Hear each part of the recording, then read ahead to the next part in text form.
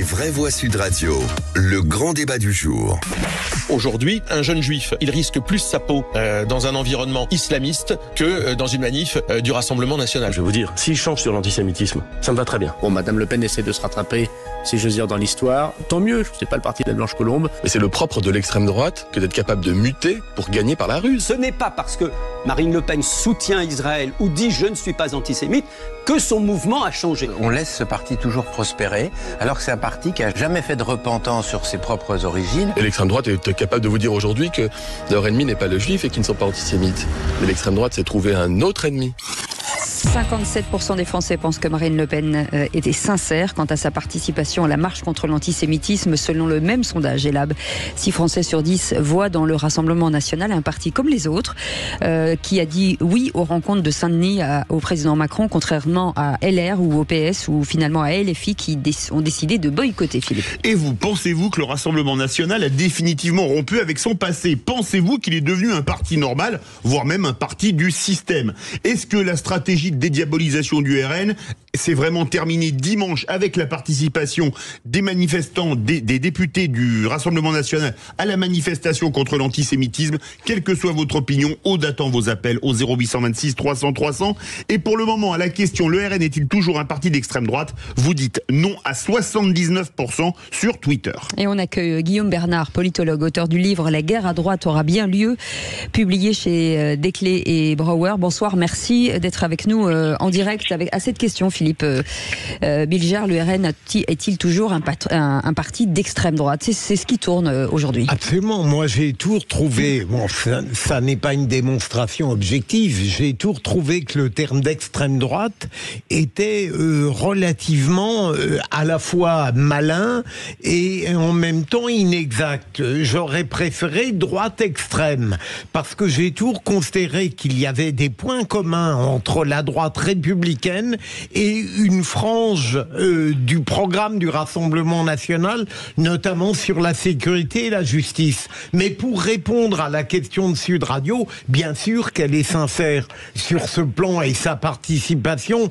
elle n'aurait pas, dans des conditions assez douloureuses, dédiabolisé pour fuir les délires historiques de son père. C'est quelque chose qui n'est pas si simple. Elle l'a fait et contrairement à notre ami Guillaume Bernard, mais il est beaucoup plus savant que moi, je suis persuadé que Marine Le Pen sera battue en 2027. Françoise Degois. Moi aussi, parce que Marine Le Pen, pour les Français, elle incarne de toute façon l'échec. Quelqu'un qui, à mon avis, ne peut pas faire le job, quelqu'un qui rate toujours ses débats. Vous savez, la force va à la force. Moi, j'entends tout le chant des sirènes, attention, elle peut être élue. Je peux déjà prendre les paris que non. D'abord parce que la France, ça n'est pas l'Italie. L'Italie, Giorgia Meloni arrive au pouvoir dans une alliance entre les néofascistes et la droite des affaires. Parce que vous savez qu'en Italie, il n'y a pas d'idéologie à droite, c'est la droite des affaires. Cette fusion des droites-là, elle n'existe pas en France. Ce sont des droites qui viennent de très loin. Et donc, pour toutes ces raisons, je ne crois pas une minute, si vous voulez, à l'accession au pouvoir de Marine Le Pen, même si ça va amuser tout le monde pendant 4 ans, on va jouer les épouvantails. Et puis, comme d'habitude, barrage républicain. Et puis, vous verrez que, comme d'habitude, elle ne sera pas élue. Dernier point, moi, je ne pense pas du tout que le Rassemblement national n'est plus un parti d'extrême droite. Je pense que quand on fait de la préférence nationale, même si c'est particulièrement masqué, la charnière et le squelette de toute sa politique, oui, on est d'extrême droite. Et puis, je vous invite à lire l'excellent livre de Camille Vigogne, Les Rapaces, où vous vous rendrez compte à quel point derrière les nouveaux habits, eh bien, les vieux réflexes maurassiens, salut de à Hitler ressortent. C'est le Rassemblement national, canal historique, c'est-à-dire le sud de la France. C'est David Racheline de Fréjus. Mais le problème n'est pas Marine Le Pen, c'est son écosystème, et tout l'écosystème est d'extrême droite, oui, je crois. Sébastien Ménard. Je vais être un petit peu plus nuancé. Moi, je pense que la normalisation du Rassemblement national tient moins, d'ailleurs, au travail fait par Marine Le Pen que aux difficultés qu'ont les partis dits, entre guillemets, je mets ça bien entre guillemets, républicains, de gauche comme de droite, de répondre à l'ensemble des considérations, des préoccupations des Françaises et des Français. On le voit, l'électorat du Rassemblement national augmente. Le fan club de Marine Le Pen désormais va de la de la gauche à la droite de la droite. Vous avez des gens qu'on n'aurait jamais imaginé prendre la parole, comme Serge Klarsfeld, pour quelque part reconnaître la nécessité d'avoir le Rassemblement national dans un défilé républicain. Il n'a pas dit ça du tout. Non, mais je vais aller au bout. Non, mais il n'a pas dit ça. Non, mais il n'a pas dit que c'était nécessaire. Il n'a pas dit que c'était nécessaire, voilà. mais en tout cas, il n'a pas dit qu'il... Non, mais attends, Françoise, je vais aller au bout, s'il vous plaît. Voilà, parce que j'ai aussi entendu les propos de Monsieur Klarsfeld. Oui, donc il n'a pas dit ça. Très clairement, mais je dis pas qu'il n'a pas dit ça. Je dis simplement que c'est très compliqué de tenir une argumentation si on est coupé pour ne pas pouvoir aller au bout. Donc je vais aller au bout. Je dis simplement que ce qui se passe avec le Rassemblement national, c'est ce que moi, dans mon coin, je crie haut et fort à mes amis centristes, de gauche comme de droite. C'est justement parce qu'on n'a pas répondu suffisamment sur un certain nombre de points, voire totalement sur d'autres points. On parlait d'immobilier tout à l'heure, on parle de sécurité, de justice avec Philippe, on parle de social. Quand on vient nous dire qu'on a effectivement trouvé des solutions pour protéger le pouvoir d'achat des Français, c'est vrai, mais c'est pas assez. Regardez les statistiques au niveau européen. Les prix sur l'alimentaire explosent. C'est mon métier. Et quelque part, tout ça fait que le discours de Marine Le Pen, et évidemment le Rassemblement national ne sera jamais un parti comme les autres, puisqu'il n'a pas été quelque part fondé, fabriqué par des gens normaux. On parle de gens qui sont des antisémites notoires, on parle de gens qui sont profondément racistes, des gens qui étaient proches du national-socialisme post-Deuxième Guerre mondiale. Donc ce n'est pas un parti normal. Mais l'insuffisance, je dirais l'insignifiance de quelques-uns qui avaient depuis 10 ans, 15 ans, 20 ans toutes les possibilités de régler les problèmes, fait que effectivement nous avons normalisé. Donc Emmanuel Macron, nous avons normalisé. Il vient de dire qu'il est insignifiant, Emmanuel Macron. Je n'ai pas dit ça. Si 7 ans de pouvoir dit. Allez les amis, on y va. Guillaume Bernard est avec nous, politologue et auteur de ce livre La guerre à droite aura bien lieu, publié chez Desclés et Brouwer. De Brouwer, pardon. Guillaume Bernard, vous avez entendu nos éditorialistes. J'ai entendu, il y a beaucoup de choses qui ont été dites et elles sont passionnantes. Je réagirai sur quelques points pour répondre en plus à, je dirais, l'interrogation qui est la nôtre ce soir. La première, c'est que je crois il ne faut pas caricaturer ce qu'est le Rassemblement national ni ce qu'était auparavant le Front national. N'oublions pas que c'est une organisation qui est née à la suite des événements d'Algérie et qui a rassemblé des personnes qui, 20 ans plus tôt, étaient effectivement dans les deux camps, c'est-à-dire des gens qui étaient, c'est vrai, du côté de Vichy et des gens qui étaient du côté de la résistance. Parce que dans les gens qui se sont opposés à De Gaulle à partir de 1960-62, il y avait aussi bien des gens qui étaient dans les deux camps. Donc je crois qu'il ne faut pas réduire le Front national puis le Rassemblement national à uniquement un de ces deux camps-là. Ce serait une erreur d'analyse, me semble-t-il. La deuxième chose, le positionnement sur le spectre politique, il est dû non seulement aux idées que l'on professe, bien sûr, mais au rapport de force avec les autres forces politiques. C'est-à-dire qu'une force politique, elle glisse sur le spectre politique. Je vous donne juste un exemple, je ne veux pas être trop long, mais juste un exemple.